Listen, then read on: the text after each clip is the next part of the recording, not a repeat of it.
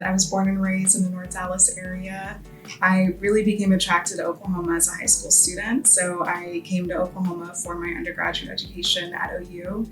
I took about 5 years off and worked in the legal field a little bit on the East Coast as well as back in Dallas, and I decided to come back to Oklahoma to start school at OU Law. My grandfather was one of the first Black judges to be elected in Dallas County, and I heard a lot of amazing stories about how he really was able to have a deep impact on the community, especially as a Black man sitting on the court and being able to have that full perspective and scope when he looked at cases. So that really had the deepest impact on my decision to enter the law. And truly my intention has been to not only have legal excellence in mind and to have a strong litigation practice when I graduate, but also to always keep my community in mind and consider how I can uplift others, especially those who are struggling in the community.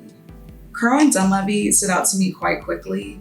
In my mind as a law student, I always envisioned having that justice-oriented attorney goal in mind. I always envisioned not only doing private practice, but also truly balancing that with pro bono opportunities. And in my mind, I envisioned whether or not I would be able to find a firm like that in Oklahoma. And I was quickly elated and surprised when I started doing research and looking into Crowe and Dunlevy. And the practice not only is always on the forefront of legal excellence, but also does incredible work helping a diverse array of communities. And that to me is really the optimal opportunity for law students. I believe firms and organizations that are working to improve diversity rates are doing amazing work at the moment. It's definitely on the rise. And I would say diversity is important because when people are representing their clients, it really is helpful to either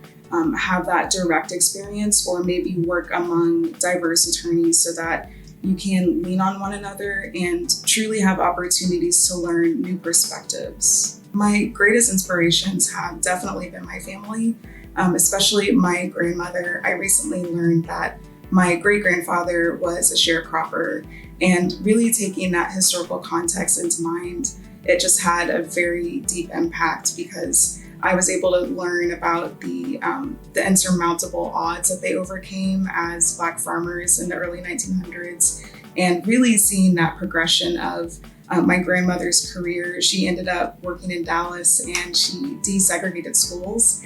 And as well as my grandfather, he ended up working in the legal field himself. So they're definitely my deepest inspirations.